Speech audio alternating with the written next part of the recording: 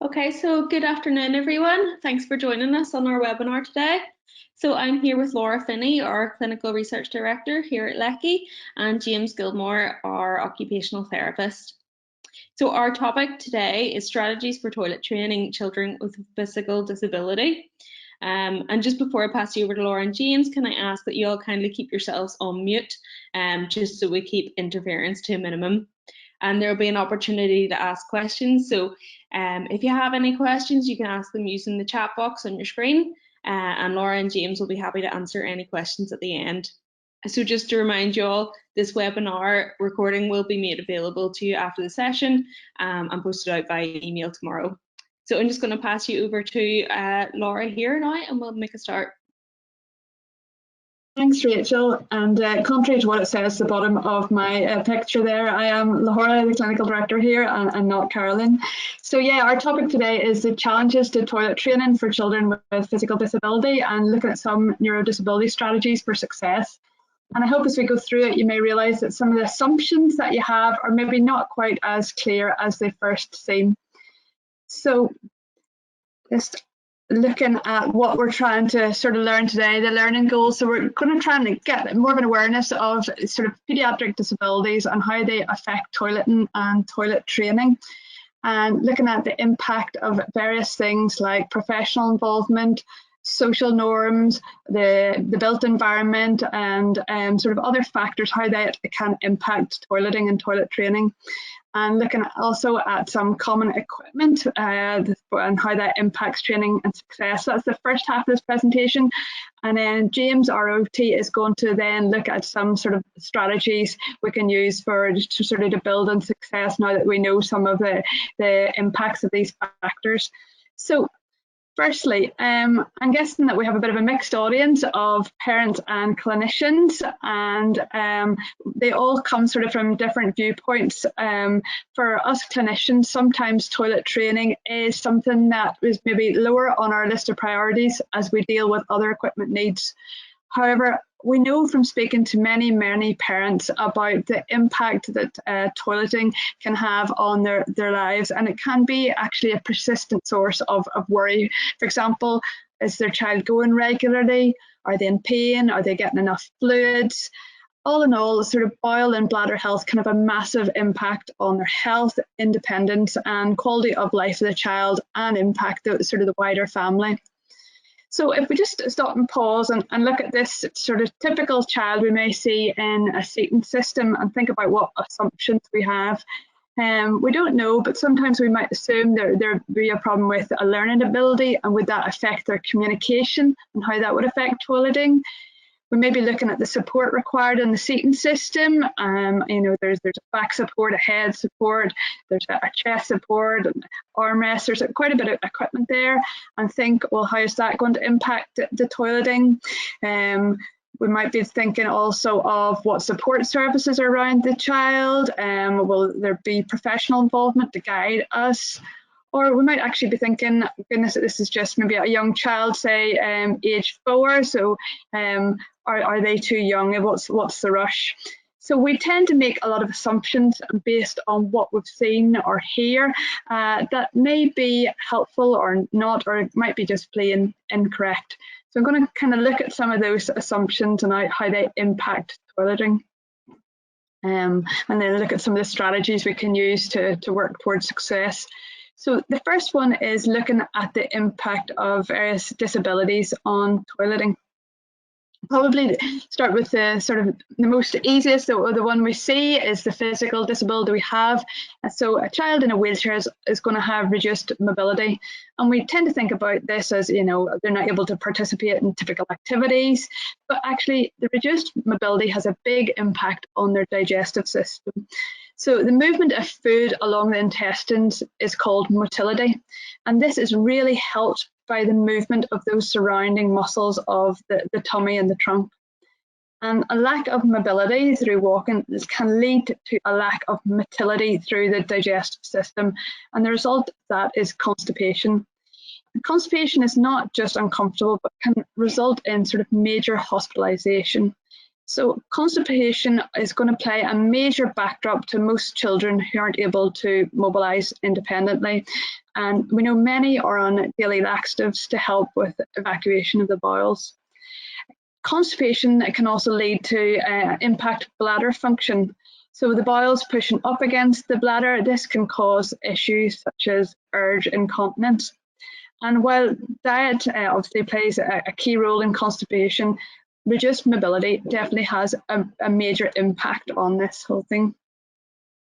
The next we're going to look at is the impact of a neurological injury. And if you're thinking about this, it becomes a little bit more complicated. So there are multiple regions of the brain which influence the toileting skills. And James is going to talk a wee bit more about these later. They're sort of represented by these sort of coloured areas. And as you can see, they are all part of an interconnected sort of web, so a complex neural network. And what we've done is sort of try to break this down into 4 key areas of motor control, social awareness, our understanding, our cognition, and our sensory sort of interpretation. But what we find is if there's a damage to any part of the brain, such as what might be caused with cerebral palsy, it's because these are all interconnected, it's going to cause a disruption to this learning. Luckily, because they're children, they have an amazingly plastic brain, so we can use this potential for learning, and there's a large amount of compensation that we can do. Next, we'll look at the impact of a sort of muscle tone and muscle control. So the pelvic floor is like a hammock of muscles which really control our whole continence. And conditions which cause either low or high muscle tone or fluctuating tone can make it difficult to control these muscles. And it's usually under control by your subconscious. So if you stop and try tensing it for yourself, you can see how hard it is to isolate. It's not as easy as, lifting your hand or clenching your fist. And if you've been wearing sort of nappies and not having to control it your whole life, then these muscles are obviously going to be weaker. They're going to be very weak. However, there are little subtle tricks we can do to help this. So if you imagine now, if you think about trying to suck in through a straw, you would purse your lips really sort of tight in your whole mouth. And at the same time, subconsciously, your pelvic floor will also tighten up. It's much easier to do it at the same time. And then equally, if you relax and even stick out your tongue, so your whole mouth is really quite loose, the whole pelvic floor also relaxes with it. So there's strategies we can use. So even though pelvic floor muscle tone has an impact, again, there's ways we can work around this. Now I wanted to look at the impact of conditions such as a spinal cord injury or spina bifida. So you may remember that our nervous system is split into 2 parts, with the sympathetic nerves that control that fight or flight response, and the parasympathetic nerves which restore that sense of calm. So if you look at the picture and sort of find the bladder there, and if we focus on that first, you can see that the control of the bladder is very low down in our spine for both systems, both the sympathetic and parasympathetic. What this means is if there's an injury anywhere above this level, the spinal cord or injury or spina bifida, the child will have little or no control, and often sort of a catheter is needed to collect urine. Whereas if we look at the bowels, it's slightly different, maybe a little bit more interesting, because we can see if you find the bowels there on those 2 systems, that they're actually controlled at different levels depending on which part of the nervous system it is. So digestion happens in the brain when we're feeling calm by our sort of parasympathetic system. However, as you can imagine, everything stops working. Our whole digestive system stops when we're in that fight or flight. And what this means for children with a spinal cord injury is that they can get some level of control over their bowels by following a strict routine. So we can use this difference in the levels in our nervous systems to our advantage. So sometimes they may need to use a manual bowel washout to help evacuate the bowels, but other times we can actually work towards just a strict regime to help this.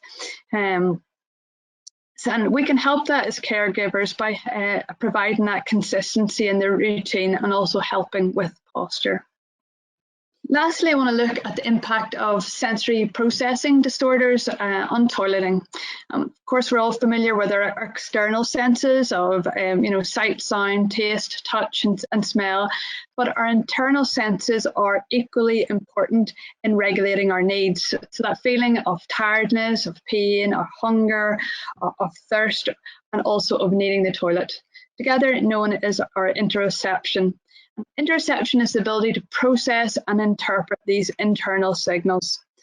And an injury, any injury to the developing brain, such as cerebral palsy, or a difference in processing, such as a spectrum disorder, can impact our ability to interpret these signals and act on them. Again, there are different strategies we can use to work around some of these difficulties, such as using games to help develop body awareness. So that was the impact of various pediatric disabilities. Now I want to look at something slightly different, is how the professional services can impact on toilet training and toileting. And as we're all aware of, there are so many professionals involved in the care of children with disability. So in the very early days, it may start with a health visitor, but quite quickly this moves on to a pediatrician that takes on a more coordinating role. You have physiotherapy, occupational therapy, and speech and language therapy, and we kind of group those together because sometimes they work quite closely or come as a package, and they'll be involved early on if there's a delay to meeting milestones. But there may also be issues with feeding, so enterology could play a part, or there could be specific assistance from learning disability, or in some areas there are incontinence nurses or urologists may have part. And what we're finding is, and never mind sort of educational staff, there are so many different people involved, quite often because there's so many, sort of too many cooks really, and no one profession is taking overall responsibility. So although everyone sort of has a small part in this, because there's no overall coordinating role. And you may think that the occupational therapist, the role there, we know is providing toileting equipment in most areas. And as they have a role in personal care, such as in bathing and showering, and even prescribing environmental adaptations, you may think they take more of a lead role. But quite often what we find is they aren't educated in the more therapeutic aspects of toilet training, and they tend to learn on the job, when that means there's a wide variation in their sort of experience and skills in this. And that can lead to parents feeling a bit lost and often trying to toilet train with very little support. And what we also see is, and we look at sort of a wider role in terms of support and even funding, it is very much based on a postcode or a zip code lottery. Quite often charities try to fill this gap, but there may be limitations. Charities tend to not have this specialist expertise in the more complex physical disability end. They tend to go in the sort of more typical conditions, such as bedwetting, so that real complex role is maybe not quite there. Also, because toileting has this dual role, it is both physical and physiological basis to the development of the skill. So it's more complex than most everyday skills, such as washing or personal care. And then add into this, it's going to happen in multiple locations. There's a good chance the child will be in nursery or school, or they may be in other environments when they're learning, because it happens over an extended period. So they could be at home or grandparents' house. So it's a complex picture. And ultimately, it's parents that have to take the lead, because they have to fit in with when's the right time for them and their family. But that coordinated support around them is definitely not there, and it's a very patchy picture depending on which parts of the country and which country you're in. Now I want to look at the impact of the built environment on toileting. So this is probably a really familiar sight for most of us. So we can see it's a toilet that you may find when you're out and about, and there's lots of supports. I think I can see 5 different various bars in that picture for providing support. And that's because it's really designed for different needs in mind. It's maybe for the older user who need to steady themselves, or for a really active adult wheelchair user that are doing a side transfer onto the toilet. Basically, the thoughts of children, paediatric needs have not been considered in the environment, the built environment for toileting. So children who are then using a supportive toilet seat at home or at school, what are they going to do when they're out and about? It can make the families either very constrained to not going very far or going to environments where they know what it's like, or they quite often, we hear stories, they revert back to nappies when they're out and about. And really what makes this even worse is so that we know the toilet facilities are not supportive, but even then if they're trying to change them, the changing facilities are also not adequate. And it's really an unacceptable situation where families are left trying to change the child on a hard and dirty toilet floor because they can neither use the toilet or the space. There are several campaigns which are trying to change this. There's a Space to Change campaign by Firefly Friends and other ones, which I would recommend you look up. But when it comes to training and toilet training, you really need consistency. Consistency is that key. And without the correct support when they're outside the home, really we're making it much more difficult for these children to gain these skills in a consistent manner. We're making it much more challenging than it really should ever be. Now I want to look at the impact of various types of adaptive equipment, typical equipment you may see, and how it impacts on toileting and toilet training. So this is a picture of James here, who offered to show a typical posture on a raised or a Western style toilet. So as you can see, we're all familiar with this posture. It's when you kind of lean forward, you're closing that angle between your body and your thighs, closing the hip angle, quite often resting your elbows on your knees. And we instinctively know to do this when we're on a toilet just because it makes it easier to go. So this is the typical posture that really facilitates toileting. This, on the other hand, is the posture that does not facilitate toileting, and yet it's a posture that we're very familiar with for adaptive toilet seats. So these seats tend to have a lot of postural support, laterals, headrests, trays, and they're good seated posture, but what they're not is a good toileting posture, and that's the difference. That for too long, sort of the seated posture has been mixed up with what a toileting posture is, and they're two very different things. Seating systems are great and they're comfortable to give a lot of support when a child is sitting for long, extended periods.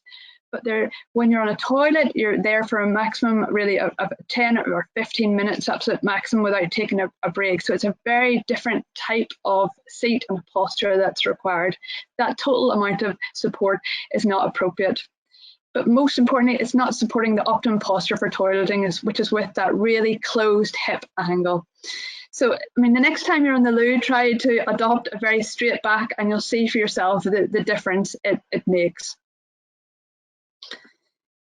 And that's because the difference it makes is because that closed hip angle is changing the mechanics of what's happening inside, or the biomechanics.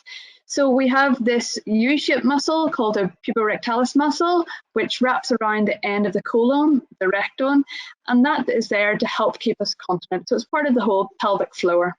And when the hips are flexed, this muscle relaxes and allows the rectum, the end of the colon, to straighten out.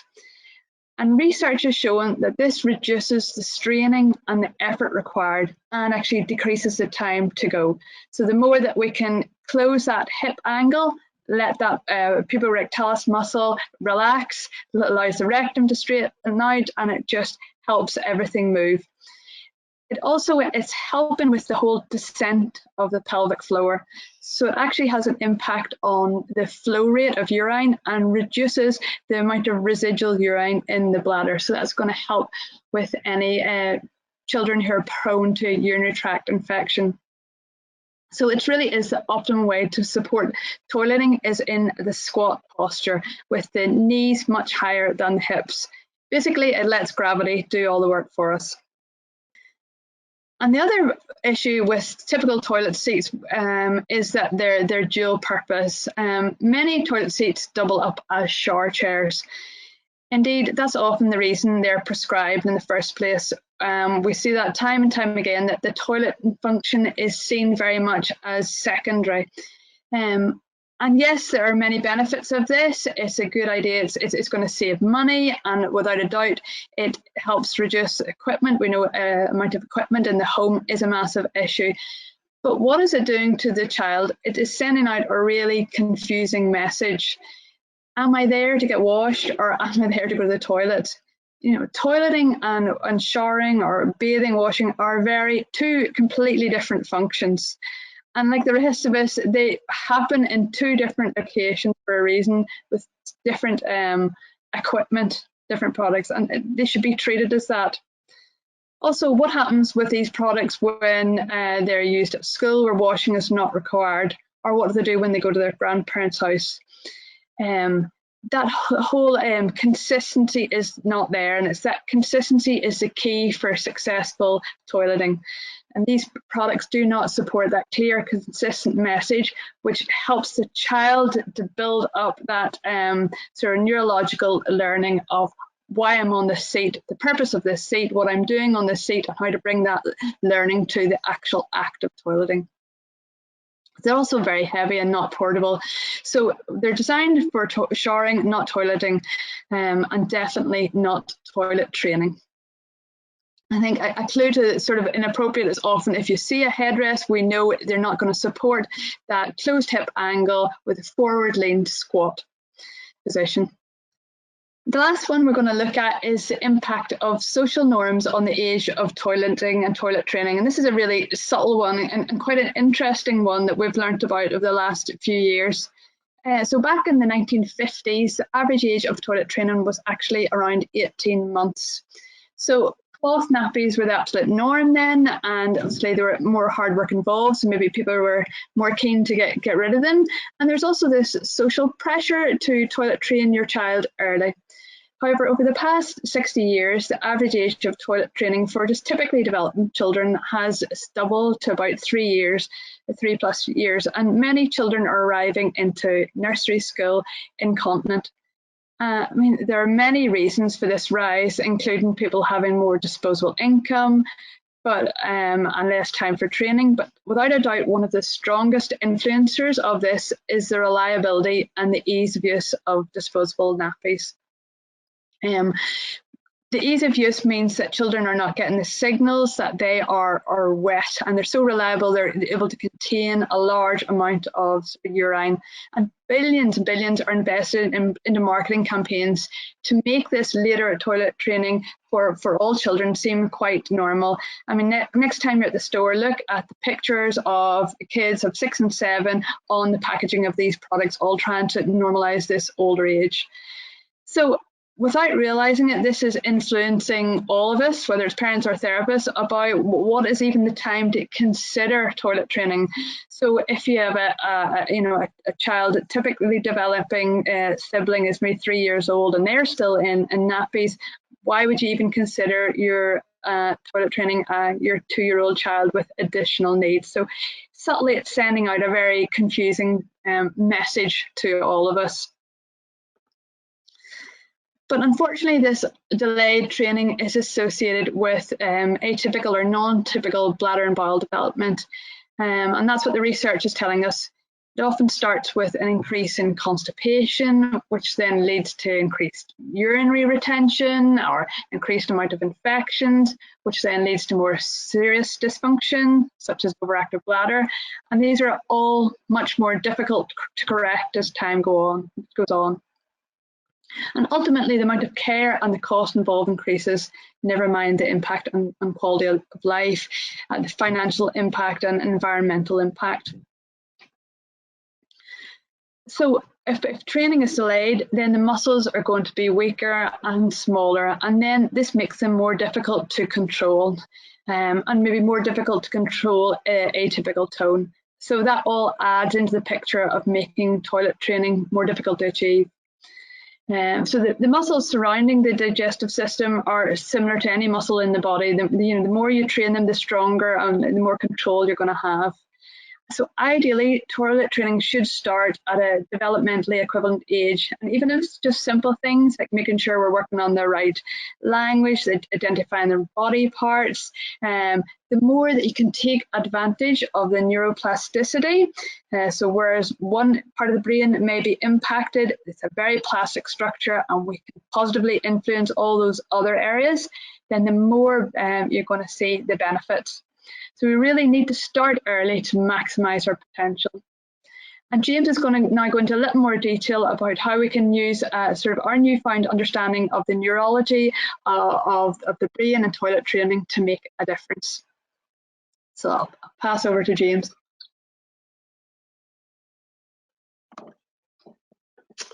Okay, good evening or good morning, good afternoon, depending on where you are from.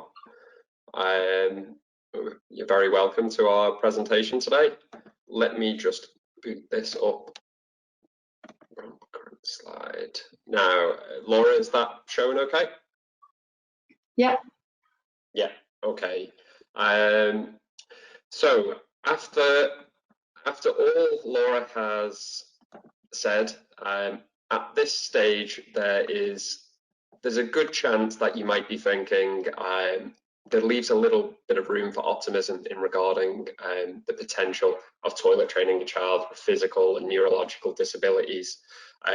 So it's my job now really to demonstrate to you that when the right pathways of support are in place, the potential is much greater than you might actually think.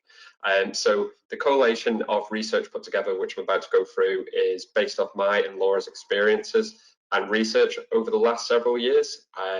Fortunately, we've been in a position as of late to actually start implementing this theory into practice with very promising results.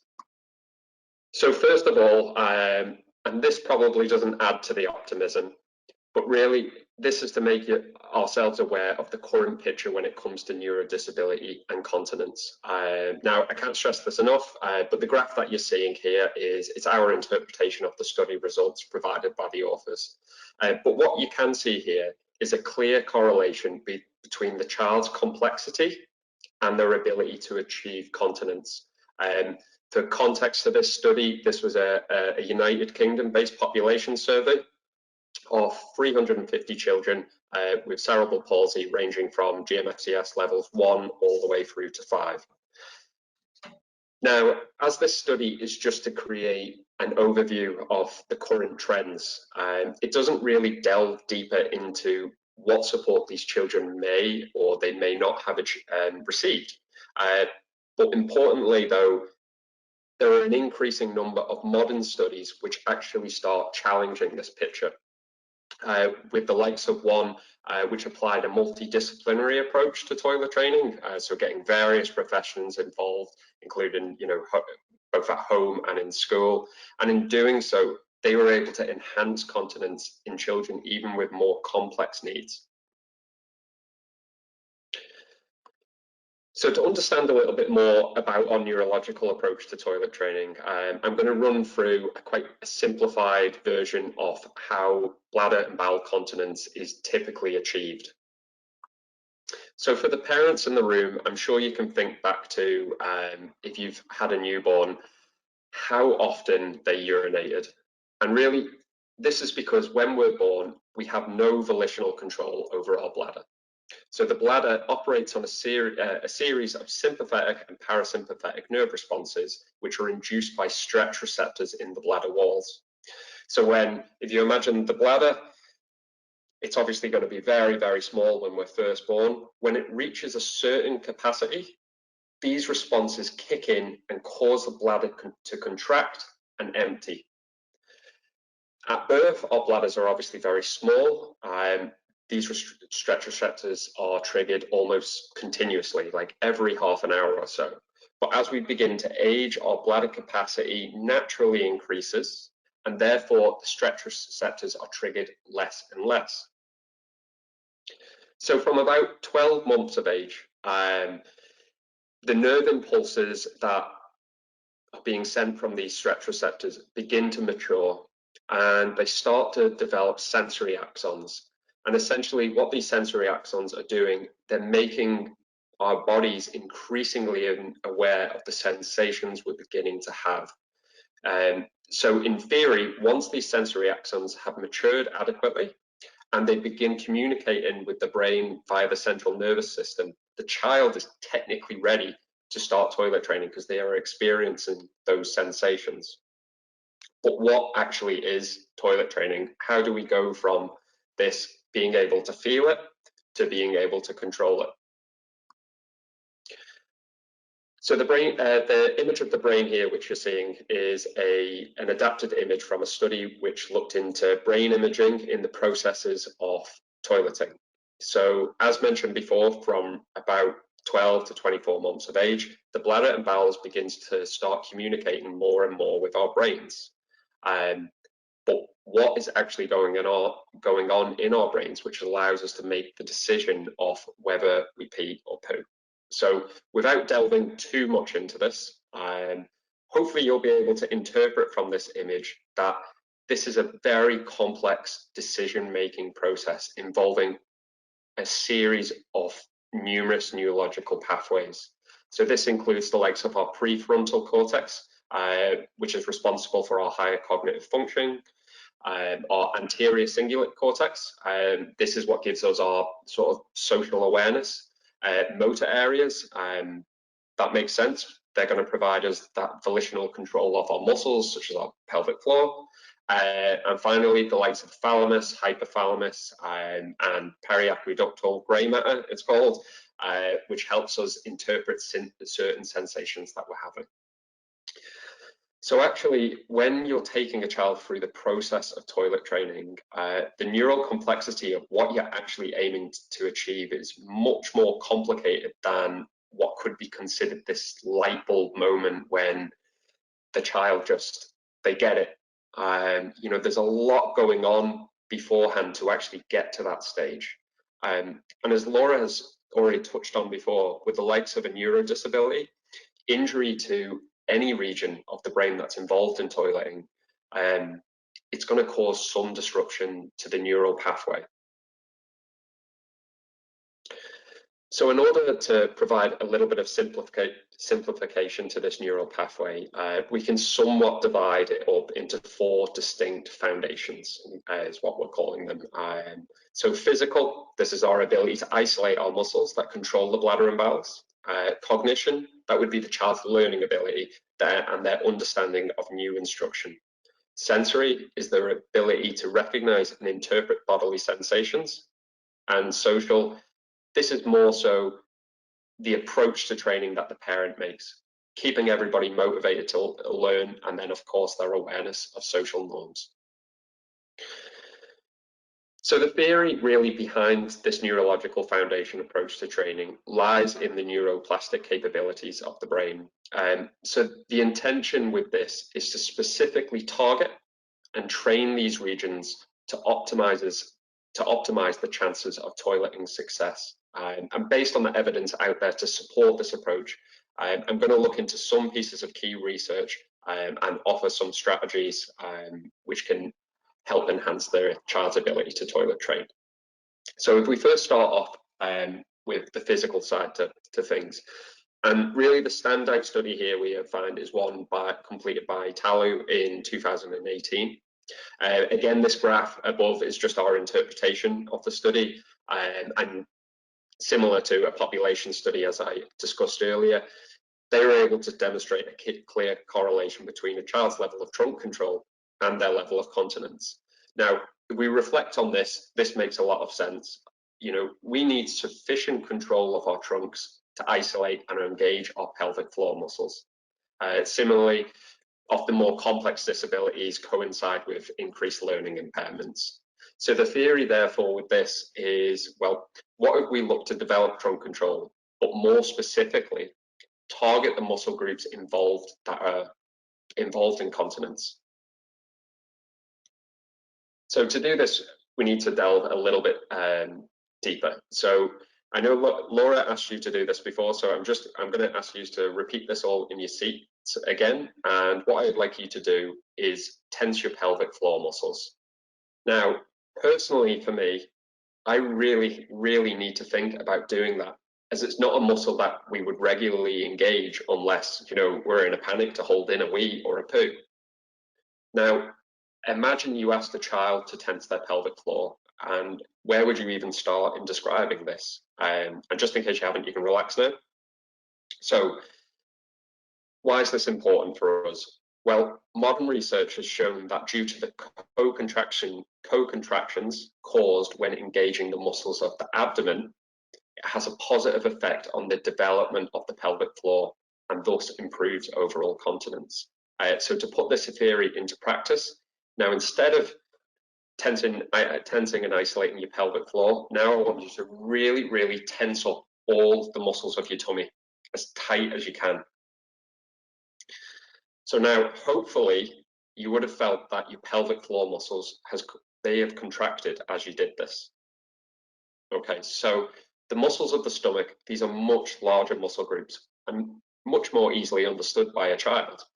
So by targeting these specific muscle groups, particularly we have found that it's the transverse abdominis and the oblique muscles. So the oblique muscles run down the side, and transverse abdominis is the anterior of the stomach. We can hope to gain more strength and control over our bladder and bowels. So exercises, of course, can come in a variety of different ways, but you're probably all very familiar with certain floor play positions, but you want to start looking at those that particularly recruit these muscle groups. So for imagining if you were sat on the floor, you could do some rotation games where it was moving a ball from one side to the other. If you're familiar and a gym goer, you'll know these as Russian twists. Or it could just be a case of doing some simple leg raises in supine. Now, if your child is incapable of doing that by themselves, help them with it. It's still going to work on developing their trunk. So moving on to the cognition element of toilet training, the most common theme that emerges when speaking to parents is about their child's potential, is that it's their learning ability which is going to disrupt or inhibit the process altogether. And really, there is very strong evidence out there which can challenge this mentality. There is a study in particular where adults with IQs ranging from as little as 7 to 40, who had a mixture of physical disabilities, who had been incontinent for up to 60 years, were all able to develop continence following a structured approach to their toilet training.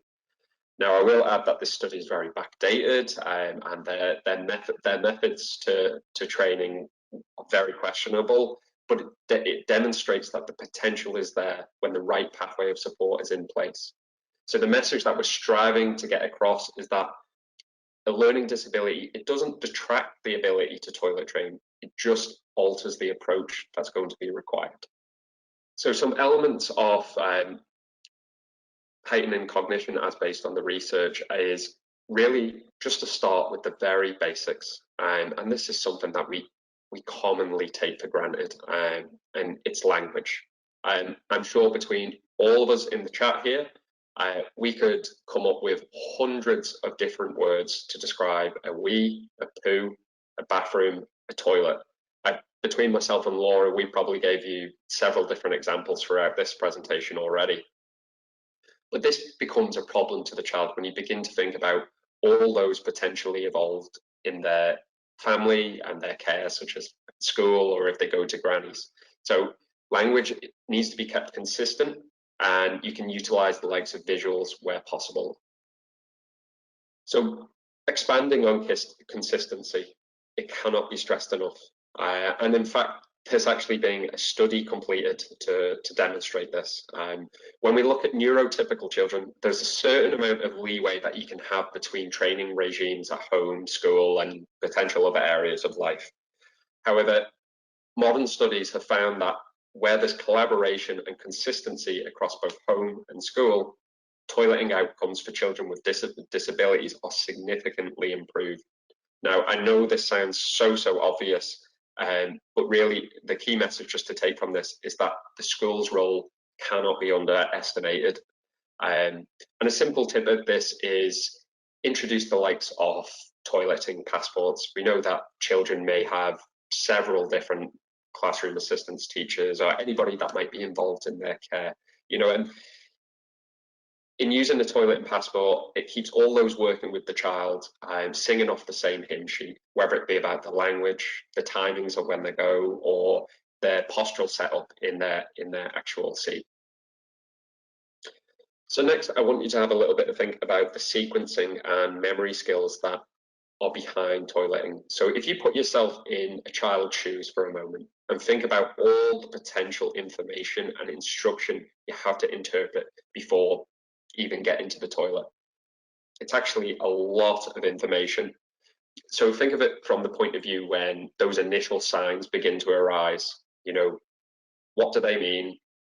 What do I do next? Is this sensation mean in the toilet?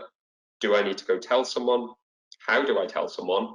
What words do I use? In fact, shall I just continue playing this game instead? This seems a lot more fun. So this is a lot of information for a young child to interpret all at once. So some great sequencing and memory games to start out with and introduce to them is simple ones such as stacking, ordering, copying patterns, picture matching games, what's missing games. So a great one that we encourage to do is, if we have the favorite toys in a line, say build it up from using 2, go all the way up to 5, remove a toy each time, and get the child to close their eyes, and then they can tell you which one is missing. So the sequencing and memory skills behind this, they can't be taken for granted when it actually comes to toilet training. And lastly, really, on cognition, is just a small tip about mimicking. We find this really, really great to keep the child and parent motivated, and certainly can help add a little bit of fun to the toilet training element of it. So rather than you taking your child to the toilet, let the child start taking you to the toilet too. Remember, toilet training is about teaching the child that weeing in a nappy it's abnormal, and going to the toilet is fun. So, and if we got any for all the dads in the room, or when you get off this conversation, if you this webinar, sorry, if you're thinking about toilet training, dad needs to start sitting down. If that's what the child is going to do, dad needs to do that too. So moving on to sensory, Laura had already touched on some of the lesser known sensory systems, but as a reminder, our somatosensory system is our interpretation of sensations such as pain and pressure, and interoception is interpreting the sensations of our actual bodily needs.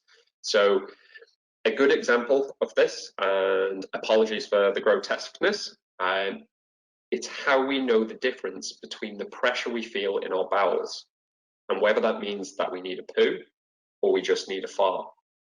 And likewise, it could be the pressure sensations on our bladder telling us that it's filling, we need to go for a wee. So research, though, has shown us that these sensory systems particularly hindered in children with neuro and physical disabilities. Now, whilst there's evidence to suggest that this is caused by direct injury to the brain, there's now a consensus among researchers that, in fact, it's actually the child's lack of early mobility and exploration opportunities that further hinder this. So, for example, a child that is unable to crawl, they might not be able to experience new tactile sensations from going on the carpet to wooden floors. They might not be able to bang their head, or hurt themselves as much. All these experiences build on these lesser known sensory systems which we take for granted.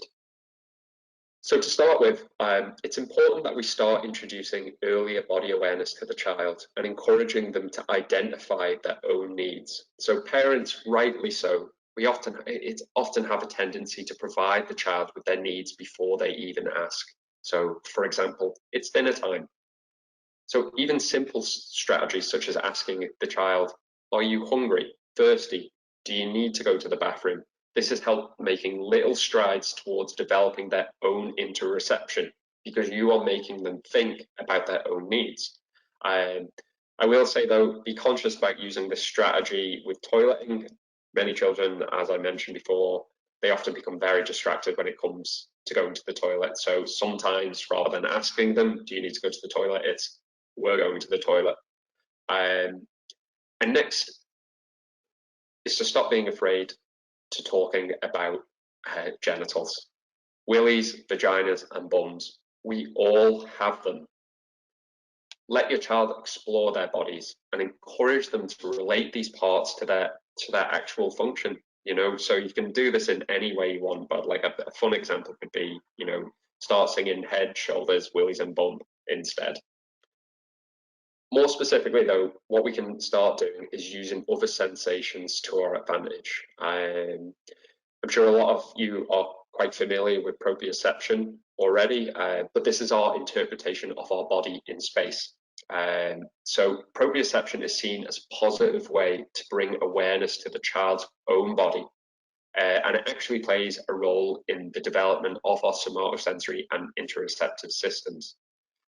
Simple strategies might be using the likes of deep pressure exercises, like rolling up in a gym mat, pretending that the child is the hot dog and you're applying all the toppings and providing that deep pressure stimulus.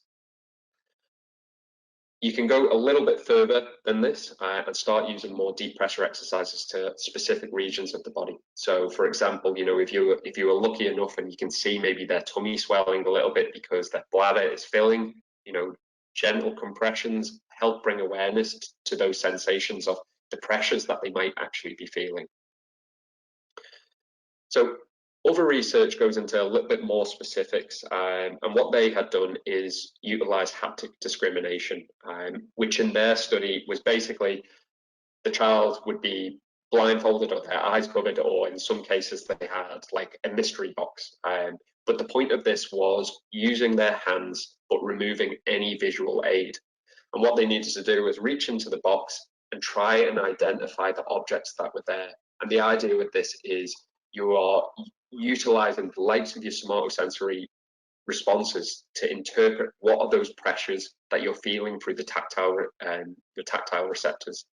And this actually proved very beneficial to actually heightening their somatosensory processing. So finally, another positive example of utilizing other sensations is the use of nappy alarms. Now, the nappy alarms can come in a variety of different shapes, sizes, and have a variety of different sensory cues.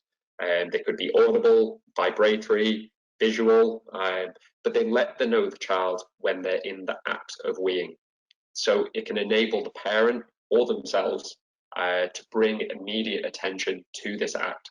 So if we take, for example, I'm wearing the buzzer, and the buzzer starts going off, and mum comes in the room because she hears the buzzer, James, weeing. So that immediate is like, oh, this sensation, this buzzer, that relates to this sensation. And it's just gradually building up that interoception and understanding of what these sensations actually mean. There is actually a study that backs up the use of nappy alarms, and they had demonstrated that training with nappy alarms, even with neurotypical children, is a much more effective and quicker way to toilet training. So finally, we move on to the social foundation element, but this is just as much more about all those involved in toilet training as opposed to just the child. So when thinking about training, we have no idea what is achievable. So it almost makes it a risk when starting, because you and others must dedicate so much time to it, and you have no idea what the result is going to be.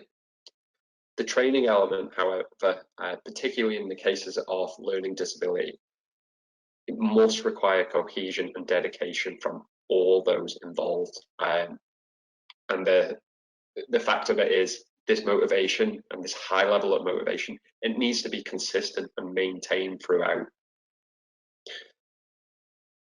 So a problem that we've so often encountered over recent years is really what somebody's opinion on being toilet trained actually is. When the ability to take yourself to the toilet is removed, it often can set a premise off, well, is it really worth it? Because, you know, undoubtedly toilet training takes a lot of time and effort, particularly when the reward is unknown. Well, this is definitely a mentality to oppose, and even as Laura has demonstrated already, even small progresses can result in improvements to overall bladder and bowel health, but more so to develop the child's level of independence. So when approaching training, we need to accept that really there is no end goal, as simply we don't know what is achievable. So if I give you an example of a young boy that we have worked with over the last couple of years, he's called Peter. He has spina bifida. At the moment, I think he's got there now. The last time we spoke, he was in the process of learning to self-catheterize. So neurogenic bladder and bowel, no sensation and no control whatsoever. So we had no idea what he was capable of. However, using a time sitting schedule for him, we've been able to get him on a routine of emptying his bowels in the morning and evening. Now, there is varying success to this. However, for Peter, this has been massive for him. Peter attends mainstream school, so him and his classmates, they're getting to the unfortunate age, I suppose, where they're becoming increasingly aware of these social norms. So the fact that he's having less and less bowel movements in his nappy at school is making a significant difference to him. So start small with any goals you set. It first might just be about introducing new concepts such as wee, poo, wet, dry, or for the child to actually just build up their seating tolerance, or just even to go into the bathroom. I think throughout the case studies that we've been working with over the last year in particular, it's definitely demonstrated, particularly to me, having not toilet trained somebody before, toilet training and physical disability is something that just can't be rushed. So when starting training, try and remove any expectations or hopes that you might have and just go with it. Any progress is still progress, and any progress is always going to be beneficial to the child's health and their independence. So set small goals, because these are particularly beneficial when there's setbacks, and setbacks will be inevitable. So now finally, I'd like just to demonstrate how putting these foundations into practice has worked for a child that we've worked with. So first, I'll introduce you to Wilson. When we first met Wilson, he was 2 years and 10 months old. He's quadriplegic cerebral palsy, GMFCS level 4. To give you an idea of his gross motor skills at the time, and this still continues actually to be the case, he's unable to sit without external support, so requires a quite configured seating system. He can't mobilize himself, and at the time he was unable to roll from prone to supine and vice versa whilst on the floor. His cognition was slightly delayed, as was his language and communication, but they were getting there. They were probably at that maybe 2-year level. Now Wilson, he had never shown any awareness of toileting until an incident occurred when he was once getting out of the bath, and he started having a wee, and his older sister started laughing at him and started saying, "Wilson, you're weeing, you're weeing." And then Mum looks down at him, "Oh, you're weeing." And then Wilson looks down, and for the first time in his life, he's actually seen wee come out of his willy, and he's laughing, "I'm weeing." So coincidentally, at this time, now the family works for Firefly, as they do some blogging for them. So I was kind of aware of not the toilet training aspects, but I was aware of Wilson and his family, and I reached out to them to see if they would be interested in trialing a new toilet seat for us and a program, and they were happy to do so. So previously, it had actually been commented to Wilson's family that because he had no sitting balance, he'd be unable to toilet train. So Wilson and co had spent several weeks trying to toilet training, using a similar approach that they did to Wilson's older sister, Amy, but there was just almost no success. Nothing was happening here, and we were like, what can we do to this? And this is when we first started thinking about the actual neural complexity of toilet training, and we introduced him to our foundation approach. So utilizing a baseline checklist based on the research presented to you, we were able to deduct where Wilson's strengths and weaknesses lay. So our idea was fourfold, essentially. We would establish his baseline skills, ensure that his bladder and bowel health were in order, which we were able to deduct that, you know, he had struggled with constipation, he was taking daily laxatives. We'd also look to go on to develop these foundations and then ultimately hope to improve his chances of toileting success. So the key themes found in this assessment is that Wilson appeared to have a real lack of sensory awareness surrounding toileting. And secondly was his motivation. He had just gone from these time visits to the toilet. He had no idea what was going on, and he was getting a little bit fed up of the stickers he was getting just for sitting on the toilet. So really, what we wanted to do is approach Wilson. We wanted to use Wilson's strengths to build on his weaknesses, essentially. And the first step really was to get Wilson motivated and on side for the purpose of toilet training. So what we did, we completely stripped out the stickers. We removed what future rewards were, and just instead we implemented over-the-top praise, singing, dancing. We were also very fortunate to have a really good school to work with who would do everything that mum did at home. Next really was to develop his actual understanding of what toilet training is, and this included, you know, we created a toilet and passport for Wilson, so he had consistency in language, and the routines were implemented across home, school, and any other environments that he was in, such as his nan's house. So rather than now just taking Wilson to the toilet, Wilson also started taking everybody else to the toilet, and Dad, as I mentioned before, he had to sit down to wee. So the sensory element was really where things took off for us. So we built on an incident that had happened when he was just sat on a puppy pad just watching TV. He was watching, I think, Paw Patrol, and he was out of nappies, and Mum was noticing he was doing a wee, but Wilson wasn't really paying any attention to this. But it was the fact that after he had done a wee, he started getting a bit fidgety in his seat, and that kind of made Mum think, he can feel this is uncomfortable. So, you know, is that a bit of motivation to spur him on? So from there, what we were able to do, we used what's known as elimination schedules to our advantage. So essentially, this was, you know, it took dedication from Mum, but working out when it is the most likely time Wilson's going to have a wee or he's going to have a poo. And what we used was mostly it's known as the gastrocolic reflex, which is it's a bowel reflex which happens shortly after we eat. So you'll probably know for yourselves, after we have a big meal, it's normally maybe about half an hour to an hour afterwards, we need to go to the toilet. So from this, Wilson began routinely pooing and was able then to indicate when he was pooing. So the fact that Mum was able to catch Wilson in the act, she could immediately bring his attention to the act of going. So whilst there was a little bit of luck involved in this, it was a case of Wilson starts weeing when he's in the toilet. Wilson, you're weeing, you're weeing. All his attention goes down, he looks down, he starts using those other sensations, you know, he's using his vision, the smells involved, his tactile responses, because inevitably, you know, there's going to be a few splashes here, and this is all bringing it back to his interpretation of what happened before then and the act of actually going.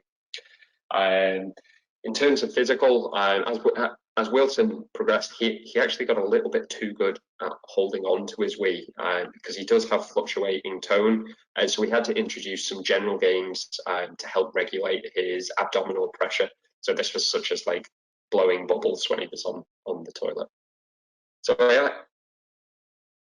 I asked Mum to do a little bit of reflection on Wilson's toilet training journey. And whilst it took some time and a lot of effort from the family and school, there was lots of accidents along the way. But Wilson was at a point where he was described as having no potential to toilet train. He's now at the stage where he's out of nappies full time. Now, there are still the occasional mishaps, as there are with any child of his age, but the progress he's made has just been extraordinary. So I had asked Mum to provide a bit of a reflection on her experiences and wrote down a few quotes that I thought stood out. I won't read them all, but I think some of the important ones are about no services, ever encouraged his potential. His OT even seemed surprised when she asked him about getting some equipment. And she had said, it never bothered me having to change Wilson's nappies, but now that he is toilet trained, knowing how beneficial it has been to his health and independence, she would never look back on it. And just as a side note, as I mentioned, Wilson was taking laxatives almost twice daily to help with his constipation, and he's off them entirely now. So hopefully, if I bring you back to our girl in the seating system, Laura first introduced you to, probably started off with some assumptions, how the many challenges these types of children face will affect their ability to develop toileting skills. But I hope we've seen even just by tweaking a few elements, there's perhaps a lot more potential than you first assumed. So really, to summarize, toilet training, there is significant favourable improvements on health and well-being. Respecting toilet training for the complex neuromechanism it is, and by applying a neurodisability approach, can improve overall toileting skills. Support really needs to come early, be coordinated and consistent across all areas of care. So really, it needs to be a case that clinician, parents, carers, school, everybody needs to sing off that same hymn sheet. Remember not to set expectations too big and just take small, gradual steps at a time. And then lastly, we hope that with this presentation and intended future case studies, which are now available online, we can help demonstrate that there's a lot more potential than we actually realised, even for children with complex disabilities. Just building on that, the case studies are available, including Wilson's and Peter's, and I believe there's a couple of others are available online. There is also a number of resources which have been pulled from our neuro toilet training program, including like bladder and bowel health checks, and this can all be found on the Firefly website. So on that note, I would like to thank everybody for listening and joining us for today's webinar. If anybody has any questions, we are going to be happy to try and help answer them now. If not, and if you think of one later, please give myself and Laura a contact on our email, which is clinical@leckey.com.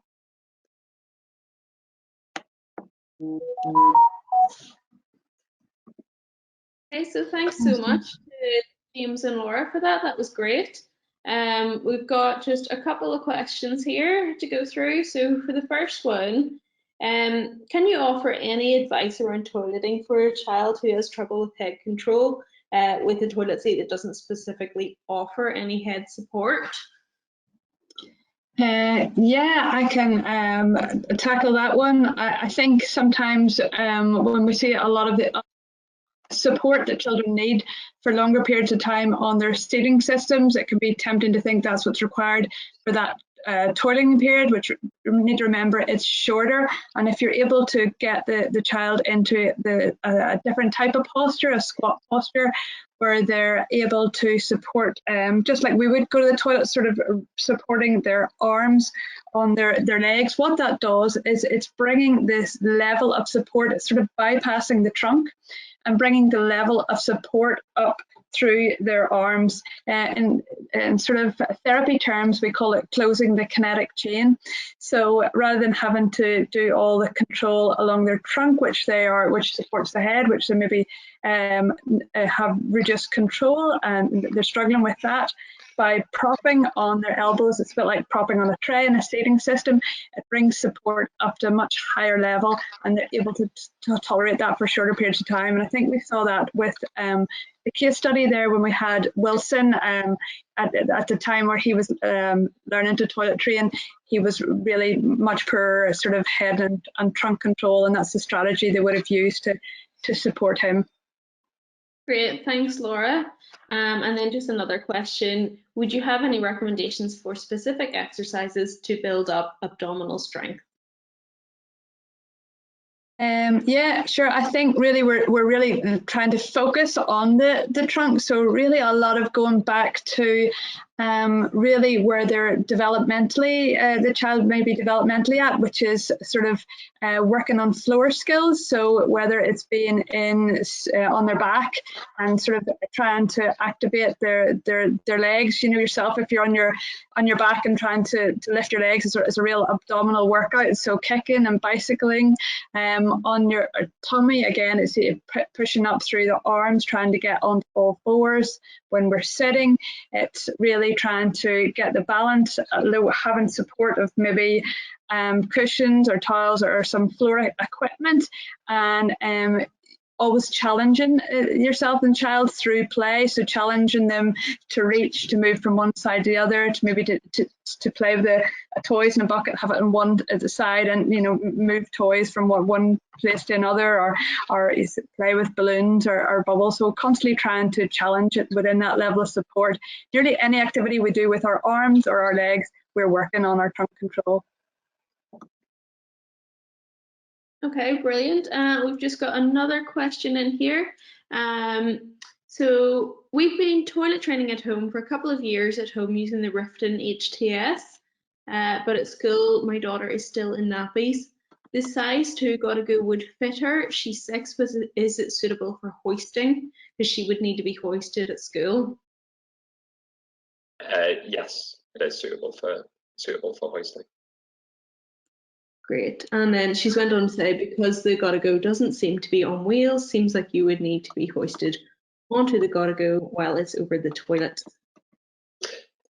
Just to add on that, Rachel, the Gotta Go is height adjustable and can be brought down to what we're calling potty height. So depending on the child's level of ability, if they're doing some we found that it can be used to do standing transfers at that floor height, depending on the size of the child.